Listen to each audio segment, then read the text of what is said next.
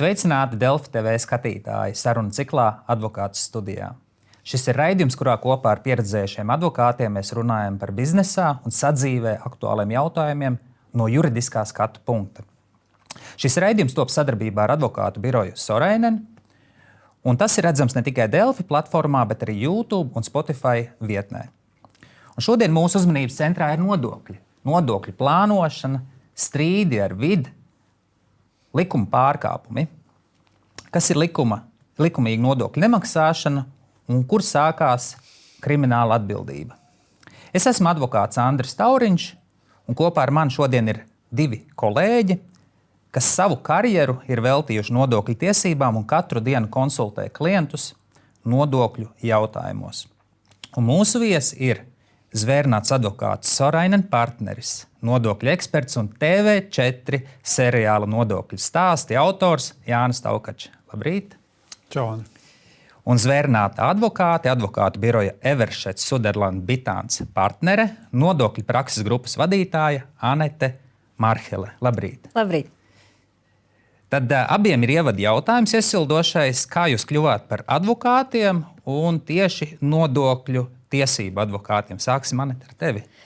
Jā, es patiesībā šo profesiju izvēlējos ļoti sen. Man bija kādi 10 gadi, un es, ja tā pareizi atminos, tad tētis bija tas, kas klusiņā man pavirzīja šajā virzienā. Viņš man iedeva Džona Grišama grāmatu Tiesa. Un es tiešām biju ļoti maza, un kāpēc es viņu lasīju, es nevaru šobrīd pateikt, bet tā grāmata mani aizrāva, un tā arī tapa profesijas izvēle. Un es laikam biju retā savā klasē, kas visus gadus vienmēr zināja galamērķi, kurā universitātē es studēšu un ko es nākotnē darīšu. Bet ja par tiem nodokļiem, tas vairāk laikam saskan nedaudz ar to manu personību, ar manu drosmi uzņemties kaut kādus jaunus izaicinājumus, un ja man parādās dzīvē kādas iespējas un piedāvājumi, es parasti saku jā, un tieši tā gadījās arī ar nodokļiem. Mana pirmā mentore tieši nodokļu jomā piedāvāja uzzināt, pamēģināt šo jomu, un tā es tur arī paliku. Un droši vien tā precizitāte un tā augstā atbildības sajūta, kas ir nepieciešama advokātam konsultējot nodokļu lietās, kaut kādā mērā saskan arī ar manu tādu iekšējo pārliecību. Un tā es te daudzus gadus jau esmu, un jāsaka, man patīk citāts no Skota Galoveja grāmatas. Es nesen lasīju Bagātības algebra, un viņš tieši minēja nodokļu advokātus un teica, ka diez vai kāds piedzimst ar sapni kļūt par tieši nodokļu advokātu, bet ja tu sāc kaut ko darīt un tev tas sāk padoties ar vien labāk un labāk, tas patiesībā var kļūt par kaut ko, kas tevi aizrauj. Tā ir gadījies arī manā gadījumā. Ļoti jauks stāsts. Jāni, kā ir ar tevi? Man kļūšana par juristu droši vien bija iekodēta kaut kur, jo es piedzimu juristu ģimenē. Man apkārt bija 4 juristi, 2 brāļi un tēvs un krustāvs. Tā kā man, principā, tā izvēle bija diezgan skaidra jau ātri. Strīdējāties visu laiku, vai katrs zinājāt robežas? Nē, es vienkārši tā redzēju, ko tēvs vakaros darīja, šķirstīja. Es neatceros vairs tās avīzes nosaukumu, kur tos garos palagus vajadzēja lasīt ar dažādiem likumiem, bet tas, ko viņš darīja, arī, ka es biju dažreiz pie viņa darbā, likās diezgan interesanti un pamazām sāku iedziļināties, ko tas nozīmē. Un Krustāvs savukārt bija advokāts, kurš nodibināja neatkarīgās atjaunotās Latvijas pirmo advokātu biroju, Bļugars un Plaude.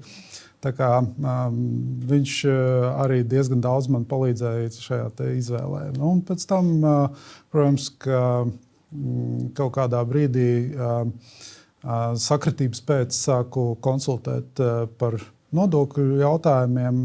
Tas gan vairāk bija saistīts ar muitu, un tajā brīdī es sapratu, ka man ļoti interesē tie starptautiskie ūdeņi, un tad es pieteicos vienā konkursā, kur tieši KPMG meklēja jaunu nodokļu komandu, un tad brīnumainā kārtā viņi man paņēma un principā visu iemācījos tur, ko es šobrīd māku.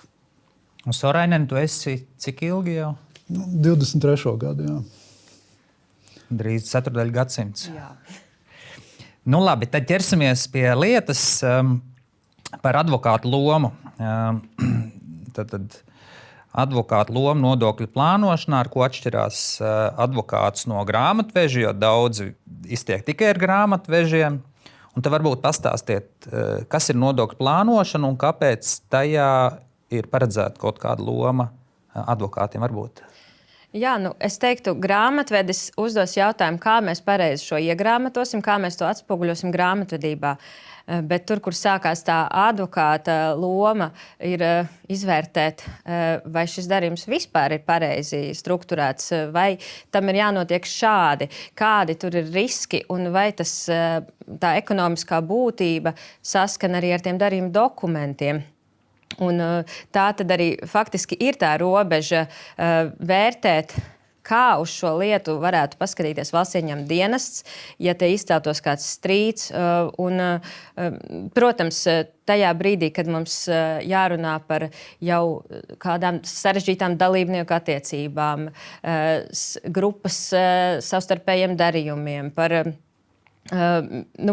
kaut kādiem jau tādiem specifiskiem jautājumiem, kā labāk salikt visus klucīšus kopā, tur ar grāmatvedi varētu būt jau par mazu. Un tā jau ir tā juridiskā joma, kur iesaistās advokāts. Vēl es kaut ko piebilst? Nē, Aneta, viss lieliski pateica, bet droši vien, ka tāda praktiskā pieeja ir, kad ja tu strādā ar grāmatvedi un jūti, ka tev varbūt kaut kādā brīdī ar to nepietiek, tad ir iespēja arī pakonsultēties ar advokātiem. Un šajā gadījumā es domāju, ka es vairāk redzu, ka varbūt advokāti ir tie, kas arī daudz strādā ar tiesu praksi un kaut kādām redz vairāk kaut kādus precedentus, kas ir varbūt citās lietās vairāk bijuši. Viņi vairāk ir tādi, es pat teiktu, teorētiķi un grāmatveži vairāk tādi praktiķi, kad tā kā to situāciju droši vien katrs biznesmens vai cilvēks jūt, kad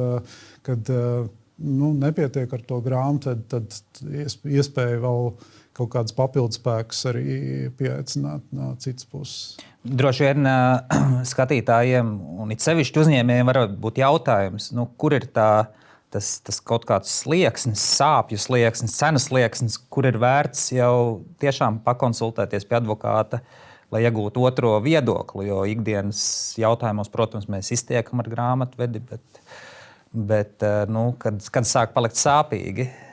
Jā, droši vien. Ja mēs izējām jau ārpus savas ierastās komercdarbības zonas, kur viss ir skaidrs, viss ir darīts gadiem un, taciņa jau ir tāda iziet un atstrādāta. Bet ja mēs sākam lūkoties jau uz kaut ko citu, vai piemēram, biznesa paplašināšanu, virzību uz ārvalstīm vai sadarbības partneru iesaistīšanu, tas būtu tāds viens gadījums, kurā jau sāk domāt par otru viedokli. Un tad tieši par šo pašu tad arī ir jautājums, vai ir bijušas kādas situācijas, kur grāmatvedis ir konsultējis uzņēmumu vienā veidā un uzņēmums tomēr aiziet pie advokāta un advokāts saka, nē, šeit vajadzētu citādāk rīkoties. Jā, diemžēl ir tādas situācijas un, protams, kā Jānis arī minēja, advokātam ir iespējams tāds plašāks informācijas loks, ar ko strādāt, precedenti, dažādi praktiski gadījumi, kur viens un tas pats jautājums ir jau aplūkots no dažādiem skatu punktiem, un grāmatvedim šis var iztrūkt. Un ir bijis droši vien kādreiz varbūt kāds informācijas trūkums vai arī tīri cilvēciska kļūda, kur grāmatvedis ir palaidis garām kādu specifisku niansi un kaut kas nav nodeklarēts pareizā laikā un pareizā deklarācijā, un tas ir radījis ļoti nepatīkams sekas. Tādas situācijas ir, jā. Es domāju, ka tur viss, protams, slēpjas niansēs, kad grāmatvedim, protams, ir arī cits regulējums un cits pienākumu apjoms īstenībā, ko dara advokāts un ko dara grāmatvedis. Līdz ar to pat var būt tajā brīdī, kad ir jautājumi par iespējama krimināla atbildība, tad noteikti ir jākonsultējas ar advokātu, nevis ar grāmatvedi. Un tai pašā laikā arī, ja mēs paskatāmies, tomēr būsim atklāti, tad tie nodokļu konsultācijas lielā mērā līdz šim, atšķirībā no citām valstīm, Latvijā diezgan dominēja tā saucamie lielā četrnieka auditoru kompāniju pakalpojumi. Ja, un tad viena no atšķirībām starp advokātiem un lielā četrnieka konsultantiem ir tā, ka, piemēram, attiecībā uz aizdomīgu darījumu vai aizdomīgu struktūru ziņošanu ieņēmumu dienestam ir savukārt šiem lielā četrnieku kompānijām ir pašiem pienākums ziņot. Advokātiem šādu pienākumu nav. Tas pāriet uz pašu klientu, un tad tā ir jau klienta izvēle, kas un kad jāziņo, protams, konsultējoties ar savu advokātu vai padomdevēju. Jā, kaut kādās situācijās advokāts var būt arī izdevīgāks, protams. Jā. Bet parunāsim varbūt par tādu lietu, kā parāds nav brālis. Latviešiem ir tāds teiciens, un nodokļu jomā ikvienam, kurš ir nodokļu maksātājs, parāds ir kaut kādā mērā biedrs, un neviens nevēlas kļūt par nodokļu nemaksātāju, bet šeit juridiski. Vai jūs varat paskaidrot, pirmkārt, kas ir parāds, kas skaitās nodokļu parāds, un vai šī situācija, kur mums Latvijā ir zināms statistiski, ka ir ļoti daudz miljonu eiro nodokļu parādnieki, un tad mums ir arī parādās vidu datubāzē virs 150 eiro tekošie parādi. Respektīvi, tur visas lietas ir samestas vienā katlā. Vai varat mazliet viest skaidrību šajā situācijā, kas ir parāds nodokļu, un vai šī situācija ir pietiekami skaidra nodokļu maksātājiem? Nodokļu parāds ir jebkurš maksājums, kas valsts budžetā, vai pašvaldību budžetā, kur ir kavēts termiņš. Un tādā gadījumā, protams, ka es dzirdu tavu sāpi vai bažu par to, ka pēkšņi parādās parādnieki ar desmitiem tūkstošu vai pat miljonos vērtiem parādiem. Bet jāsaprot, ir, ka tas parāds tas jau var rasties kaut vai no viena darījuma. Ja? Tev vienā darījumā ir, ja tur ir desmitiem miljonu darījumu, tad, protams, ka tas nesamaksātais PVN, piemēram, būs attiecīgi tur 21% no tā. Tas var rasties vienā mirklī. Un, ja mēs paskatāmies kaut kādas karuseļu schēmas, tad tā ir klasika, ka tieši tādā veidā tie nodokļu parādi arī rodās. Tā kā, otrs gadījums, protams, ir, ka uzņēmēji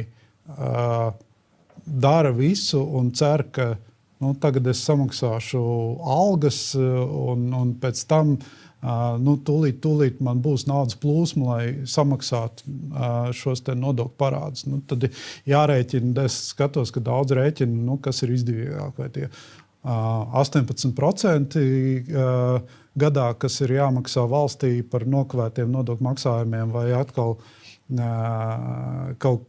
kaut kur citur maksājumi procenti. Ja? Arī tādi aprēķini citreiz mēdz būt, bet tur ir ļoti tāda šaura līnija, pa kuru uzņēmēji bieži staigā, jo principā, ja tas plāns neizdodas, ka tā naudas plūsma nesakrīt tā, ka var tos nodokļu parādus samaksāt, tādā gadījumā ir jau notiesājuši spriedumu krimināllietās, kur uzņēmēji, diemžēl, jau nokļūst aiz restēm. Par to līdz parunāsim par kriminālu atbildību arī, bet Anita, varbūt vari pakomentēt, ja ir uzņēmējiem vienošanās ar vidi, piemēram, par nodokļu samaksas kārtību un termiņa. Vai tas arī tad tiek ieskaitīts nodokļu parādos un tajā lielajā katlā, ko mēs lasām ziņu virsrakstos? Vispār vēsturiski ļoti ilgi tā tas arī bija. Varbūt Jānis var papildināt. Man šķiet, ka te kaut kas mainījās nesen. Vai vismaz bija plāns, ka šo sistēmu pagrozīs, un tā vienošanās vairs nebūs atspoguļota kā parāds. Bet ilgu laiku tā tas arī bija. Jā. Okay. Tev, Jānis, kaut kas piebilstams? Jā, protams, tas lielā mērā tur bija saistīts ar publiskiem iepirkumiem un to, kas ir parāds, kas nav. Tad, starp citu, arī viss publisko iepirkumu regulējums arī mainīsies. Bet tur savukārt ar tiem grafikiem ir cita problēma. Ar tiem grafikiem ir problēma, ka ieņēmuma dienestam, manuprāt, bija atstāta pārāk lielas interpretācijas iespējas uz to, kad dot šo te sadalījumu pa mazākiem maksājumiem un kad nedot. Un tādā gadījumā atkal bija diezgan liela brīžiem subjektivitāte, un tas atkal nebija labi, un daudz uzņēmēju no tā cieta. Labi. Lecam tālāk pie strīdiem un pie risinājumiem. Kādas ir sekas par nodokļu nemaksāšanu? Es saprotu, ja es esmu tur nokavējis nodokļu maksājumu, man uzrēķina kavējuma procentus un es tos nomaksāju. Bet kur mums jau ir arī šī robeža starp nodokļu maksājumu kavējumiem un ļaunprātīgu nemaksāšanu? Un tad šīs sekas var būt atšķirīgas. Varbūt var pakomentēt. Jā, Jānis jau ieskicējis, ka tas spektrs ir visai plašs. Un ja nodokļu maksātājiem šķiet, ka primāri tas būs nodokļu uzrēķins, protams, jārēķinās ar nokavējumu soda naudām, kas uzkrājās diezgan ātri, un tās tiks dzēstas primāri. Tas sniega bumbas efekts patiesībā ir diezgan dramatisks pie lieliem nodokļu parādiem. Otrkārt, protams, tie ir dažādi instrumenti, kas patiesībā var paralizēt saimniecisko darbību. Ja mēs skatāmies gan valdes loceklim liegums ieņemt amatus, gan saimnieciskās darbības apturēšana, izslēgšana no PVN reģistra, kontu apķīlāšana. Nākamais tāds līmenis, kas šobrīd ir redzams praksē arvien vairāk, ir jau valdes locekļu privātā un personīgā atbildība. Ja mēs skatījāmies agrāk uz sabiedrību ar ierobežotu atbildību, kas atbild par saviem parādiem, tad tagad arvien vairāk un vairāk jau ir viens konkrēts pāns, kas ļauj pie noteiktiem kritērijiem vērsties patiešo pret valdes locekli. Tā ir krimināla atbildība? Nē, tā nav krimināla atbildība. Tas ir administratīvais process, kur patiesībā piedziņa jau var tikt vērsta pret valdes locekļu personīgo mantu, un tas jau kļūst visai nepatīkami. Un tad, protams, arī pieminētā krimināla atbildība. Un cik es esmu arī runājis ar kolēģiem, kas aktīvi darbojas krimināla procesā, tad, teiksim, ja tu nonāc prokurora kabinetā jau vai izmeklētāja kabinetā, tur tas process jau ir diezgan jau tāds skarbs un visnotaļ diezgan ātri var nonākt līdz brīvības atņemšanai. Bet tādiem vienkāršiem vārdiem, kā mēs varam nodalīt, kur ir tiešām nodokļu nemaksāšana, tāpēc, ka es prioritizēju varbūt citus, lai nodrošinātu uzņēmumu ilgtspēju un darbību, un kur sakas ļaunprātīgi nemaksāšana, par ko ir tiešām var arī krimināla atbildība piemērot. Tev patīk joki, es zinu, un tad viens no jokiem ir, kad atšķirības starp izvairīšanos, kur ir administratīvā atbildība, un izvairīšanos, kur ir krimināla atbildība, ir labs nodokļu advokāts un 300 lapušu paskaidrojums. Bet pēc būtības likums ir diezgan skaidri nodefinējis šo kriminālu atbildības slieksni. Tas ir 37,500 eiro nenomaksātos nodokļos. Un šajā gadījumā, protams, nav jāuztraucās, manuprāt, tik viennozīmīgi, ka, ja man ir šāds te uzkrāts nodokļu parāds, ka tur jau draud krimināla atbildība. Tur tomēr vērtē šo subjektīvo pusi, tādu attieksmi, vai es to esmu apzināti kaut ko darījis par sliktu valstī, vai tomēr tas ir. Stulbi biznesa lēmumi. Jā, un tur arī ir diezgan plaša šī problemātiskā joma, un arī tas, ko Aneta minēja attiecībā uz pašu valdes locekļu atbildību, arī tagad ir, starp citu, interesanti spriedumi pagājušā gadā senātā, kur pēc būtības senāts pateica, ka ja šis ieņēmuma dienests arī ne tikai iet pēc valdes locekļiem, bet arī pēc citiem uzņēmumiem, grupas uzņēmumi, kuros it kā ir notikusi uzņēmuma pārēja vai biznesa pārēja, un tad līdz ar to tas koncepts paredz, ka tā jaunais, jeb ieguvējs atbild par tā vecā uzņēmuma nodokļu parādiem. Bet tas, ko pateica senāts, ir, ka ja tas vecais ir likvidēts, un tas likvidētais uzņēmums jau kļūst likvidēts ar ieņēmuma dienesta piekrišanu. Tādā gadījumā visi draugi mīļie parāds ir beidzies, un nekāda tur piedziņa no valdes locekļiem vairs nav iespējama.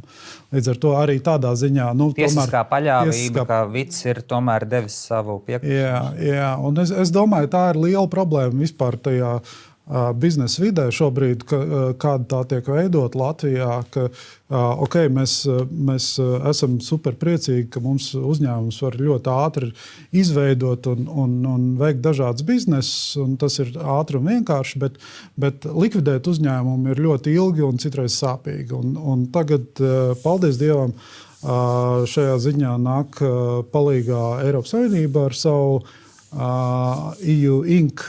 Projektu, kur cerams, ka no 28. gada visus uzņēmumus varēs dibināt jebkurā Eiropas Savienības valstī elektroniski, ātri, vienkārši, bet varēs arī likvidēt tikpat ātri un vienkārši. Un tas ir, man liekas, kaut kas ir super svarīgi, jo, ja mēs parunājam ar startupiem, tad viņi visi ir tie, kas ir šobrīd ļoti veiksmīgi. Viņi visi saka, ka mēs taisījām 10, 11 dažādas biznesa līnijas, un tad katram ir savs uzņēmums, un tad skatāmies, kas aiziet, kas neaiziet. Ja? Un tos, kas neaiziet, tos ātri vajadzētu likvidēt, nevis tā kā tur pie mums šobrīd gadiem valkās līdz tās astes, un iespējams vēl pasarg Dievs kriminālu atbildību par kaut kādiem tur veciem parādiem. Jā.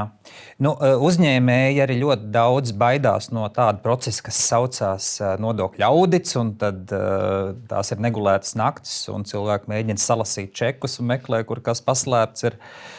Un es saprotu, ka ir kaut kādu laiku jau tāds jauns process, kā nodokļu kontrole, tāds veids, ko vide arī ir ieviesis, kas apvieno vairākus pārbaudas veidus, un šis process sākās ar brīdinājumu.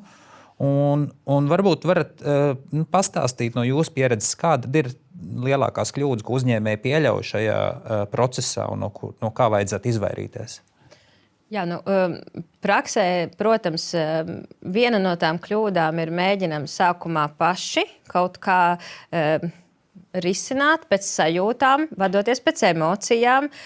Bieži vien uzņēmējs ir personīgi aizvainots, un tad viņš var ieņemt dažādas pozīcijas. Vai viņš agresīvi reaģē, vai arī mēģina kaut ko noslēpt, pats prezumējot, ka šis varbūt radīs problēmu. Vai izdomāt kādus jaunus. Jā, rada jau savā galvā tos scenāriju, ko tad tas valsts ieņēmuma dienests tagad te vispār saskata. Un tā rezultātā kaut ko mēģina salāgot, sakārtot pa savam.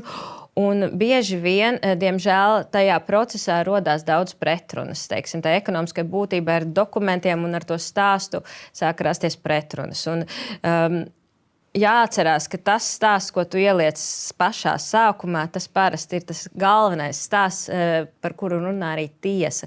Un, ja tajā sākumā posmā tas stāsts ir neveiksmīgi uztaisīts un kaut kur ir pieļauta kaut kāda varbūt netīšām kļūda tiešām šajā emocionālajā brīdī, kaut kas ir ne tā pateikts, tas viss vēlāk tiek ļoti rūpīgi vērtēts, un pēc tam skaidrot, ka es tā nebiju domājis, un tā patiesībā nebija, un es vienkārši sajaucu, jau ir ļoti grūti pēc tam pārliecināt. Tāpēc, ir jābūt uzmanīgam, lai tas viss, kas tiek skaidrots un kādi dokumenti tiek iesniegti, lai tur nerodas pretrunas. Jo tās informācijas loks, ar ko strādā valsts ieņem dienests, patiesībā ir daudz lielāks nekā nodokļu maksātāji vispār to apzinās. Un tie dati, ar kuriem viņi strādā, ļoti plaši.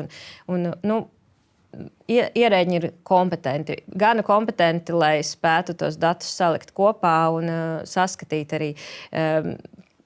Viņu prakse arī attīstās arvien vairāk un vairāk, un arī tiesas mēdz ļoti rūpīgi pārbaudīt informāciju. Man ir bijuši gadījumi, kur tiesa skatās vēsturiski mājaslapas izskatus, kā pirms 3 gadiem datumā X pulkstenis tikos tas ir izskatījies, un man tiesas sēdes laikā rāda, bet ir bijis šādi. Ko jūs par to domājat? Līdz ar to tam stāstam ir jābūt konsekventam un nevajag pašiem izdomāt kaut ko, kas nav bijis, jo dažreiz pretrunas nodara daudz lielāku kaitējumu nekā patiesībā tas darījums sākotnēji pēc būtības ir bijis.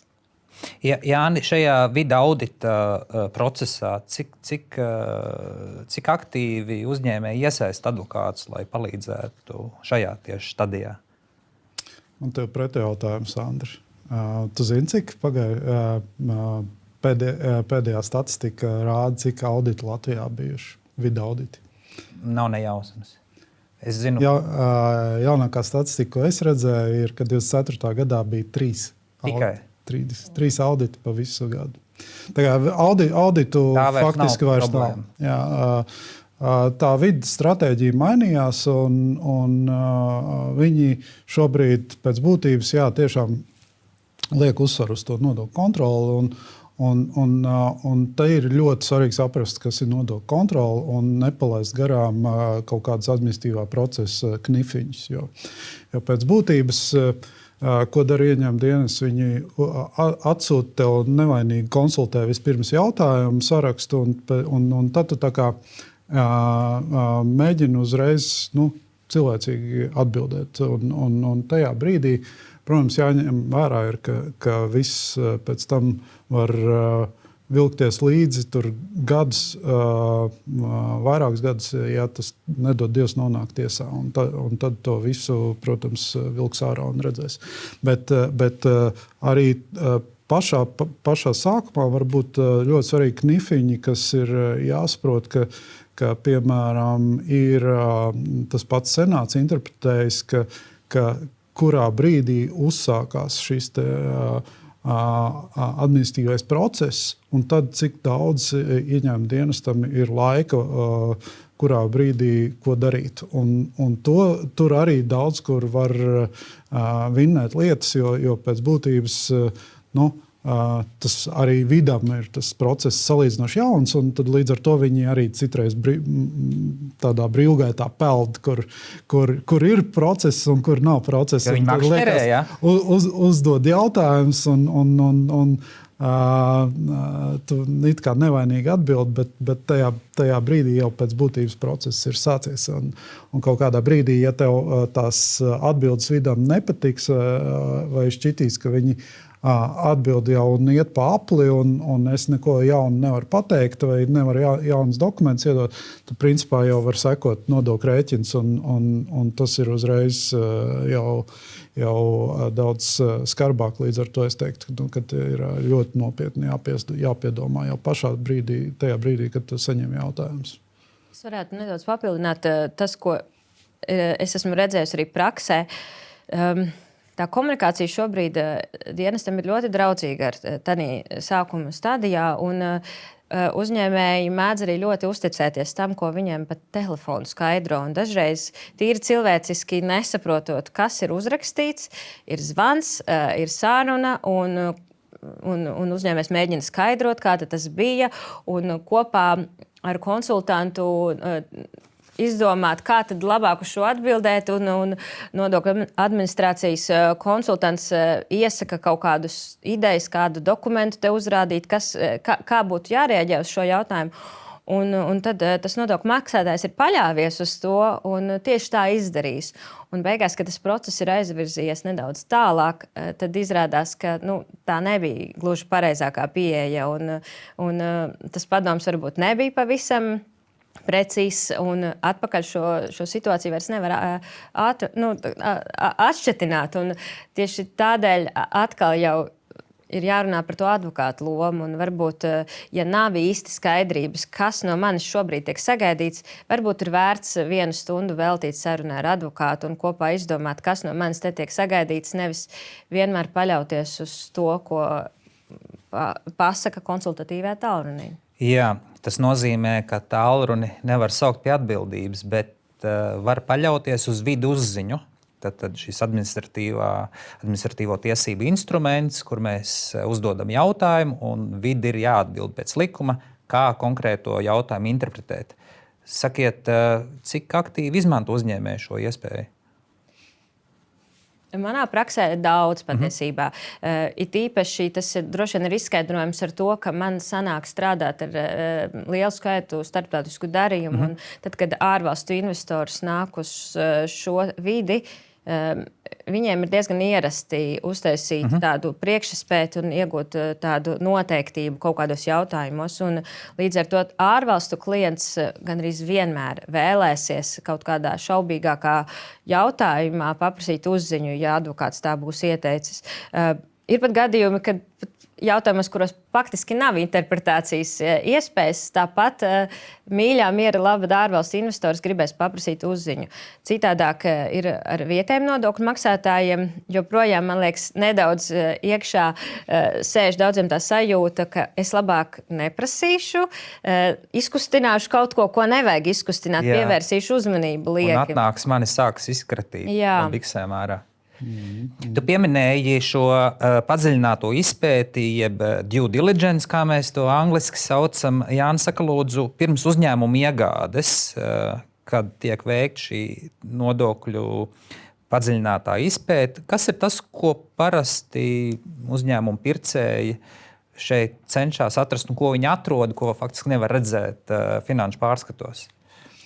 Pirms tava jautājuma es paturpināšu par tām uzziņām. Man liekas, ka ir ļoti svarīgi saprast arī to, ka tās uzziņas dod sirdsmieru. Un tas ir super svarīgi, ka ieņēmuma dienas pēc tam jāsaprot, ka tā dod man garantiju, ka ieņēmuma dienas pēc tam nevar atnākt un pateikt, nē, tur dāma tajā kabinetā uzskatīja nepareizi, un es tagad uzskatu pareizi. Ja? Tad man ir tāda apdrošināšanas polise, ka ieņem dienas pēc tam nevar mainīt viedokli, ja es esmu atklājis visus faktus. Protams, citi atkal baidās no tā, ka es savā ziņā atklāšos, tad ir citi mehānismi, varbūt tur, es nezinu, no advokātu biroja ārdu paprasīt vēl vēstuli bez nosaukumiem vai ar Finanšu ministriju sazināties par kaut kādu likuma interpretāciju un pēc tam prasīt uzziņu. Un vēl viena svarīga nianse ir, ka cilvēki arī, manuprāt, nepietiekoši izmanto arī citus uzziņai līdzīgus mehānismus, kas ir transfercenām šie te līgumi, kurus var noslēgt ar ieņēmumu dienestu, kas dod garantiju, ka pēc būtības ieņēmuma dienests pēc tam nevar nākt ar transfercenu uzrēķinu. Un transfercena šobrīd ir ļoti karsts temats, kur mums tur pusbirojas nodokļu komandā strādā. Otrs ir, ka ir arī citas lietas, tā kā, piemēram, muitas lietās ir saistošā izziņa par tarifu vai saistošā izziņa par izcelsmi, kas arī dod garantiju, ka pēc tam tev, ja tāda muitas izziņa ir iedota, tādā gadījumā tev tur nevarēs atnākt un pateikt, ka nē, tie velospēdi īstenībā ir nevis no Taivānas, bet no Ķīnas, un līdz ar to ir piemērojama antidempinga nodeva. Ja? Tā kā tur ir ļoti plašs tas regulējums, kas var dot sirdsmieru. Bet atgriežoties pie tā jautājuma par due diligence, es domāju, ka tur, protams, tas ir ārkārtīgi svarīgs instruments visos gadījumos, kad nāk iekšā ārvalstu investori. Un kas ārvalstu investoram ir svarīgi, lai pēkšņi neatnāktu pēc pāris gadiem, kad tu esi nopircis Latvijas uzņēmumu, tev neatnāk pēkšņi rēķins no ieņēmuma dienesta, kad, ziniet, draugi mīļie, jūs esat pārkāpuši likumu. Vai finanšu policija? Vēl trakāk, jā. Bet, ko viņi visvairāk uztraucās, protams, ir tās jomas, kas visvairāk attiecīgo biznesu ietekmē, un tad līdz ar to tas ir svarīgi, kādā jomā tas bizness strādā. Ja, ja nāk amerikāņu investori, kas grib nopirkt IT uzņēmumu, tad viņiem, protams, ir svarīgāk apskatīties, vai šie IT speciālisti nav bijuši pārāk kreatīvi savās līgumos, kur viņi darba līgums ir noformējuši kā uzņēmuma līgums. Ir pat redzēts, ka fiktīvi noformē darbā cilvēkus, kaut arī pēc būtības tas IT speciālists, kas strādā, ir bērnu kopšanas atvaļinājumā un tam līdzīgas kreatīvas lietas. Protams, tās visas due diligence laikā diezgan labi var redzēt. Un tad ir Latvijā problemātiski jautājumi, kā to visu šiem te investoriem sakārtot. Ja? Pirms uzņēmuma tad nodošanas. Pirms uzņēmuma nopirkšanas, jā. Labi. Šis bija svarīgi zināt, ka arī advokāti var veikt šo pārbaudi un palīdzēt arī investoriem iegūt sirdsmieru. Bet atgriežoties pie strīdiem, tad pie Arvidu, tomēr ir kādi uzrēķini, kam uzņēmējiem nepiekrīt, tad, protams, var strīdēties. Un šie strīdi, vismaz agrāk, es dzirdēju, pēc statistikas varēja daudzus gadus aizņemt, kamēr mēs izceļojam pa visām tiesu instancēm. Bet vai ir bijis tā no jūsu pieredzes, ka it kā uzņēmējs uzvar vidu tiesā, bet pa ceļam jau viņš ir paspējis jau bankrotēt, jo attiecīgi tā nauda ir varbūt iesaldēta un ir sekas jau iestājušās. Jā, tas process mums ir tāds, kāds ir, un ir jāsaprot, protams, ka te ir tas balans starp valsts un sabiedrības interesēm, saulēcīgi iekasēt nodokļus un izvairīties no situācijām, kad tas nodokļu maksātājs kaut kur izkūp no zemes virsmas, un starp tām situācijām, kuru uzņēmējs strīdās, ne jau strīdēšanās pēc, bet patiešām pamatoti strīdās. Viņš ir spiests jau strīda sākumā faktiski rast iespēju samaksāt šos nodokļus. Tad tas process ir visai ilgs. Un, protams, beigās, ja tas rezultāts ir labs, ir iespējas arī paprasīt visu to atpakaļ ar procentiem, bet, ja tas sloks ir bijis milzīgs, diemžēl ir gadījumi, kad uzņēmējs nespēja šo procesu izvilkt. Arī izdevumi visā tajā procesa gaitā ir pietiekami lieli. Līdz ar to, tas balans mums šobrīd mēdz spēlēt par sliktu nodokļu maksātājiem. Visā nodokļu strīdu procesā ir vesela virkne problēmu šobrīd. Sākot ar to, ka mums ir bijis klients, kurš saņēma pozitīvu senāta spriedumu. Pēc cik gadiem tas bija? Pēc, manuprāt, 5 vai 6 gadiem, bet viņš saņēma 2 dienas pēc tā, ka viņš bija likvidēts. Diemžēl mūsu sistēma tādu iespēju paredz, ka uzņēmēji nespēja piekļūt un saņemt savas tiesības uz taisnīgu tiesu tajā brīdī, ja viņi nespēja samaksāt šo nodokļu uzrēķinu. Un tādā gadījumā, protams, ir zāles, kas nemaz šobrīd neprasa nekādas tiesību aktu grozījumus. Tas zāles saucās pagaidu noregulējums. Ja tiesas beidzot sāktu šo te pagaidu noregulējumu piemērot situācijās, kur kur uzņēmumi tiešām nespēja samaksāt šo te, un lai viņi piekļūtu tam strīdam, un tad beigās izstrīdētos un iespējams kaut kādā, teiksim, maksāt tikmēr kaut kādu grafiku. Jo problēma ir, ka citreiz jau ieņēmuma dienas neiedod to grafiku, ja? tos 5 gadus maksāt pa daļām. Ja? Un tad ir jautājums, vai tev ir biezas kabatas vai dziļas kabatas, vai tu vienkārši netiec klāt tam strīdam. Tas ir nepareizi. Kas ir tas juridiski, varbūt vienkāršā valodā, lai skatītājs saprastu juridiski galvenais šķērslis šī pagaidu noregulējuma nepiemērošanai, jo diez vai tiesas principiāli nepiemēro šo pagaidu noregulējumu? Kas ir tas? Tur ir 2 kritēriji. Viens ir, ka viņi redz, ka tas tiešām būtiski ietekmē tavu maksātspēju, bet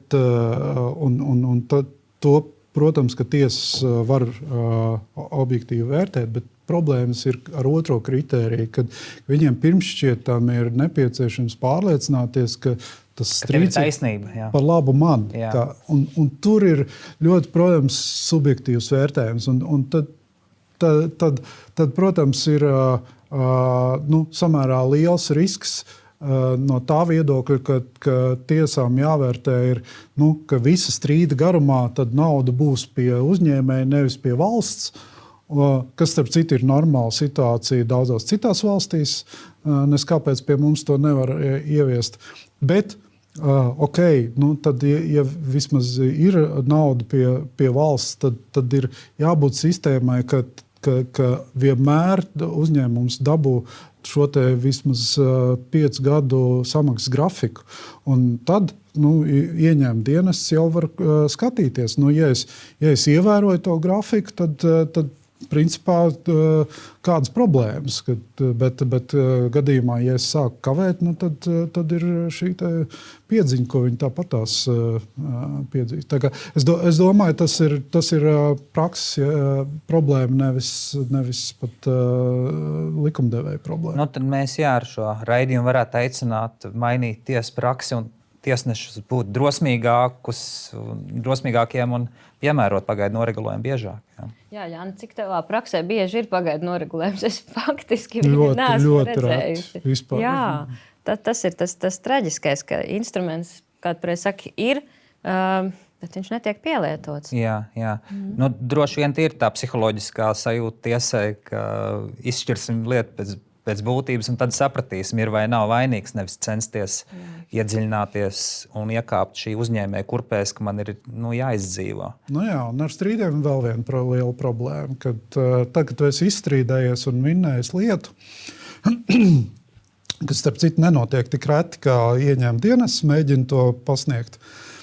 Bet tādā gadījumā atkal ir problēma ar advokātu honorāru piedziņu, kas pēc būtības būtu loģiska situācija, ka, ja es esmu izstrīdējies 5 gadus un samaksājis advokātiem, lai es nokļūtu līdz tam pozitīvajam rezultātam, tad man būtu tajā brīdī valstī jākompensē tās manas izmaksas, lai es nonāku tajā pašā situācijā, kur es esmu bijis pirms strīda. Bet tas tā nenotiek. Advokātu izmaksas šobrīd kompensē ļoti ierobežotā apmērā un līdz ar to, manuprāt, smieklīgā apmērā. Un tad līdz ar to, protams, tas uzņēmējs nenonāk tādā situācijā, kāda viņam ir bijusi pirms tā ieņēmuma dienesta uzrēķina. Un tas arī attur daudz no taisnīguma panākšanas, un tas, protams, ietekmē atkal to, ka nav tik daudz varbūt attiecīgo precedentu tajās jomās, kur tie varētu būt. Tas ir skumji mums, kā advokātiem, tomēr gribētos to tiesiskumu veicināt, lai arī tiesas iedziļinātos vairāk tieši uzņēmēju ikdienas problēmās un spējā nodrošināt ilgtspēju un dzīvotspēju. Bet varbūt tad iesim tālāk uz nākamo jautājumu sadaļu, un mums ir rubrika Lasītājs jautā. Šie, diemžēl, nav lasītāji iesūtītie jautājumi, bet, ja viņi būtu, tad tie jautājumi varētu skanēt aptuveni tā, ko es patiesībā esmu bieži vien arī Twitterī un citos sociālajos tīklos redzējis, tad, kad cilvēkiem ir, piemēram, dusmas vai aizvainos pret valsti. Kārtējo reizi vienmēr tad, cilvēki raksta, ka viņi pārcels savu biznesu uz Igauniju. Bet viņi nesaka pat, ka pārcels, viņi saka, ka reģistrēšos Igaunijā un varbūt turpināšu pat dzīvot Latvijā. Es paskatījos arī pēc tādas domnīcas Tax Foundations. Latvija ir otrā konkurētspējīgā nodokļu sistēma OECD aiz Igaunijas. Igaunija ir mazliet priekšā. Taču 25. gadā Igaunijā tad bija nodokļu reforma un paaugstinājās vairāki nodokļi un tika atcelt uzlabotā dividendžu likme. Sakiet, lūdzu, vai tas stāsts par Igauniju kā nodokļu laimes zemi no vienas puses un otras puses šī uzņēmēja un aizvainoto cilvēku vēlme pārcelt uzņēmumus uz Igauniju, vai tas ir attaisnot un vai tur neslēpjas tomēr kaut kādi riski? Riski, protams, kas slēpjas, jo tādas pārobežu struktūras veidošana nav jau nekas pretlikumīgs. Tas viss ir normāli, ja tam ir ekonomiskais pamatojums, bet ja faktiski visa darbība, lēmumi, klienti, viss notiek šeit, tad nav absolūti nekāda pamata uzskatīt, ka tu esi izsprucis no Latvijas nodokļu sistēmas ārā. Jo, protams, ja mēs skatāmies uz pastāvīgo pārstāvniecību, tur diezgan skaidra prakse ir un diezgan skaidri visiem ir redzams, kur tad tas bizness pēc būtības notiek. Ja tikai piereģistrēties Igaunijā un rulēt šeit no Latvijas, tas, protams, neko neuzlabos tajā vēlmē it kā pārcelties prom no Latvijas. Ir bijuši tādi gadījumi, kur cilvēki šādu principu, emociju iespaidā pārceļās un pēc tam saņem uzrēķinus vai kādus sodus no vide. Jā, tev ir zināms? Absolūti, diezgan daudz. Varbūt tu vari pastāstīt un atrunāt cilvēkus, nedarīt muļķības. Pirmkārt, es gribētu paturpināt to domu, ko tu sāki par Tax Foundation, kad īstenībā, protams, ka jāsaprot, ka tādā globālā skatījumā mūsu nodokļu sistēma ir diezgan laba.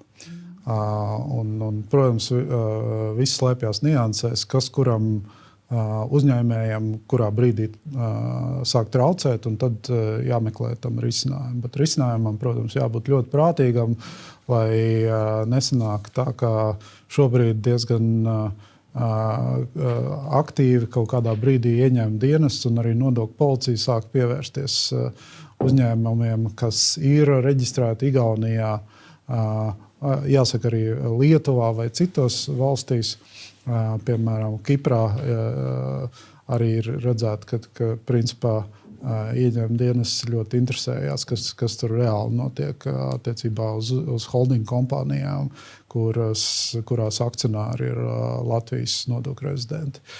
Un tajā gadījumā, protams, ir virkni tādu ļoti negatīvu situāciju, kur ir krimināla procesa situācijās, kur uzņēmums ir Igaunijā reģistrēts, bet visi cilvēki turpina darboties Latvijā, un pēc būtības tādā situācijā nodokļi tāpat tās ir jāmaksā Latvijā, vienalga, kur tev tas uzņēmums ir reģistrēts. No tāda viedokļa Igaunijas e-rezidents programma, manuprāt, ir fikcija. Viņi ir maldinoši. Jo pēc būtības, un tā sagādā ļoti daudziem cilvēkiem problēmas, jo ja tu esi online piereģistrējis uzņēmumu un e-rezidents, tādā gadījumā tas nenozīmē, ka tev uzreiz mainīsies nodokļu rezidents. Un tā ir ļoti svarīga atšķirība. Tas nozīmē, ka cilvēks, kas ir dzīvojis un strādājis Vācijā, noreģistrē Igaunijā uzņēmumu, viņam tāpat tās būs visi nodokļi jāmaksā Vācijā, neatkarīgi no tā, ka tas uzņēmums ir dibināts Igaunijā. Tā kā, es šādām lietām tur tiešām ļoti svarīgi ir skatīties uz ekonomisko būtību. Jā. Tik tiešām šis mīts ļoti bieži izskan, tāpēc mēs arī ar lielu atbildību aicinām cilvēkus izvērtēt savus lēmumus un nepārsteigties ar to, ja bizness notiek Latvijā, tad necensties sev vai kādam citam iestāstīt, kā Igaunijā juridiski piereģistrējoties, tas radīs labvēlīgas nodokļu sekas. Un tad ir vēl tāds mīts, kas ir ļoti līdzīgs, ko bieži mēs redzam pēdējos gados, jo ir radušās ļoti daudz finanšu institūcijas un bankām līdzīgas organizācijas. Un cilvēkiem ir konti dažādos. Tātad Revolut un PSR un Binance arī ir konti. Un cilvēkiem iespējams viena no motivācijām ir, ka šādā veidā ieņēmuma dienests attiecīgi nevarēs uzzināt šos darījumus. Bet mēs jau zinām to arī, ka ir šie starptautiskais regulējums, kur attiecīgi finanšu iestādēm ir jāsniedz Latvijas valsts ieņēmuma dienestam dati par naudas plūsmām. Un, kāda ir jūsu pieredze tieši? Kas ir tas, ko vide saņem šajā situācijā un cik bieži klientiem ir pārsteigums par to, ka vids ir uzzinājis, ka viņiem ir PSR, piemēram, konts? Jā, šis mīts patiešām joprojām eksistē un būtu laiks vienreiz par visām reizēm saprast, ka ārvalstīs atvērts konts, kur līdzekļi netiek atskaitīti uz Latviju, nepaslēp tos ieņēmumus. Un informācijas apmaiņa šobrīd notiek ļoti apjomīgi. Un man šķiet pagājušajā gadā vai pat pirms 2 gadiem ļoti arī tāds labs piemērs bija, kas tad, to var vērtēt dažādi, bet situācija, kas bija ar platformām kā Airbnb un Booking, un tas pēkšņi vienā brīdī ļoti daudz un apjomīga informācija par Latvijas nodokļu rezidentiem, kas izmanto šīs platformas, lai izīrētu savu piedarošo īpašumu. Šī visa informācija nonāca pie valsts ieņēmuma dienesta. Un tad sākās jautrība ar to, kas tad īstenībā ir ar PVN, ka visiem jau sen vajadzēja būt reģistrējušiem kā PVN maksātājiem attiecībā uz šiem darījumiem. Šādas situācijas ir visu laiku, un tas informācijas apjoms, kas nonāk pie dienesta, ir ļoti liels. Un, ir īpaši, ja mēs runājam par investīcijām un darījumiem ar akcijām, dividendžu saņemšanu no ārvalstu uzņēmumiem, ārvalstu kontos, ir jābūt ļoti rūpīgiem. Tas, ka tu redzi savā konta pārskatā, ka kaut kāds nodoklis jau ir ieturēts, nenozīmē, ka nekas papildus nav jāmaksā Latvijā, ka tas ienākums nav jādeklarē Latvijā. Un, ja tas kontu apgrozījums ir pietiekami liels, tad tas pievērsīs uzmanību valsts ieņēmuma dienestam. Un jautājumi radīsies. Un tad būs tās soda naudas un tās nokojuma naudas, jo neko jau vairs nevarēs mainīt ar atpakaļējošu spēku. Tas ienākums ir saņemts tad, kad ir saņemts. Un tādēļ es gribētu aicināt skatītājus tiešām šo mītu aizmirst. Informācija nonāk ļoti plašā apmērā. Respektīvi, Revolut drīkst būt, bet ir jārēķinās, ka konta apgrozījums būs zināms. Jā. Vidam. Jā, tev ir ko piebilst? Jā, tur vesela virkne ar dažādiem jautājumu blokiem, kas ar šo jautājumu saistīti ir. Kad, pirmkārt, protams, ka tas lielā mērā ir saistīts arī ar cilvēku personīgās nodokļu rezidents jautājumu, kur liekas, ka es tagad aizbraukšu dzīvot uz Spāniju un ieņem dienestam vairs nekas neinteresēs. Tur protams, ka ir vesela virkne ar kaut kādiem tādiem robežu gadījumiem, bet tas jāsaprot, ka ne tikai Booking.com un Airbnb, kas ir priekš PVN atsevišķa ziņošana, bet arī šī CRS sistēma, ka par cilvēku kontiem bankās un finanšu iestādēs nonāk ieņēmuma dienesta rīcībā. Un, tas skar arī, protams, Revolut, PSR un citus maksājumu veicējus. Un tur ir svarīgi, ka cilvēki korekti noreģistrē tiem bankām vai maksājuma veicējiem savu nodokļu rezidenci. Un tur viņi sāk peldēt, kad liekas, ka Latvijas pilsonība ir tas pats, kas Latvijas nodokļu rezidence. Un tad, protams, pārobežu situācijās tas sāk eskalēties par kaut kādām problemātiskām situācijām, kur beigās bija gadījums, kad cilvēks ir aizbraucis dzīvot uz Spāniju, nomainījis nodokļu rezidents, bet nav paziņojis deklarēto dzīvesvietu, ieņemdienas joprojām uzskata viņu par Latvijas nodokļu rezidentu, uzrēķināja nodokļus. Pēc konvencijas viņš tomēr sanāk Spānijas nodokļu rezidents, bet tik un tā tas uzrēķinātais nodoklis ir stājies spēkā, līdz ar to viņu var piedzīt ar Spānijas ieņēmumu dienestu un neko vairs nevarēs apstrīdēt. Tā kā, tur arī cilvēkiem ir ļoti uzmanīgi jāpaseko līdzi, lai visas arī tās nodokļu rezidents prasības tiktu ievērots un korekti nodeklarēts savām finanšu institūcijām, bankām, jo ir atkal citas situācijas, kur tā kā esi tiešām citas valsts nodokļu rezidents, bet es paziņoju Latvijas bankai, ka tu esi Latvijas nodokļu rezidents. Un, protams, Latvijas banka paziņo ieņēmumu dienestam, un ieņēmumu dienests uzskata, ka tu esi Latvijas nodokļu rezidents, kaut arī īstenībā tas tā nav. Un pēc tam eju un skaidrojies. Jā, ļoti garš kalambūrs var dienas beigās izveidoties. Jā, un ja tev pēc tam vajag pierādīt kaut kādas lietas, ko tu darīsi ārvalstīs, tas var arī nebūt tik vienkārši savākt nepieciešamo dokumentu kopu par datiem, kas ir datējās līdz pat 10 gadiem uz atpakaļ, un pēc tam to visu informāciju apkopot, iesniegt, pierādīt.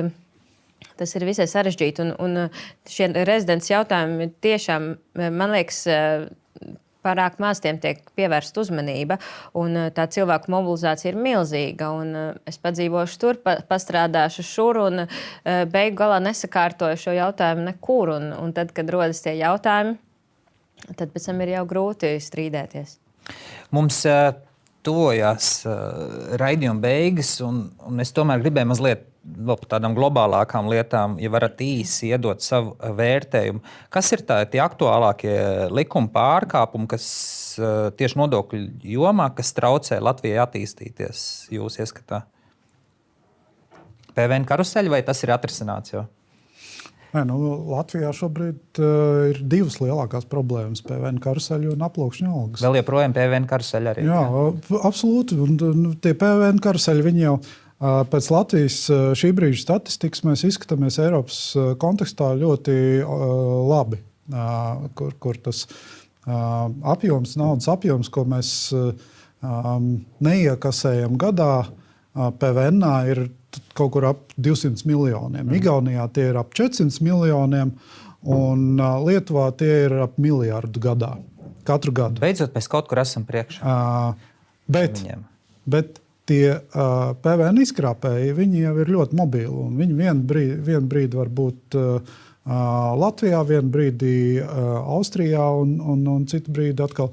Tā kā, principā, ieņem dienestam ļoti jātur acis vaļā līdz brīdim, kamēr Eiropa ieviesīs to saucamo vidā programmu, kas nodrošinās šo te elektronisko rēķinu apriti pārobežu darījumos, un tad visai Eiropas Savienībai būs mazliet vieglāk, jo šobrīd visā Eiropas Savienībā PVN pazaudētā vai neiekasētā summa ir ap 130 miljardiem. Tas ir milzīgi skaitļi. Lai skatītājiem būtu skaidrāk, kas ir PVN karuseļi, tad tie ir fiktīvi darījumi deklarēšana nolūkā iegūt PVN, atgūt PVN no valsts. Vai tu arī piekrīti par to, ka arī šīs aploksņa algas ir viens no tiem pārkāpumiem, kas bremzē ekonomiku?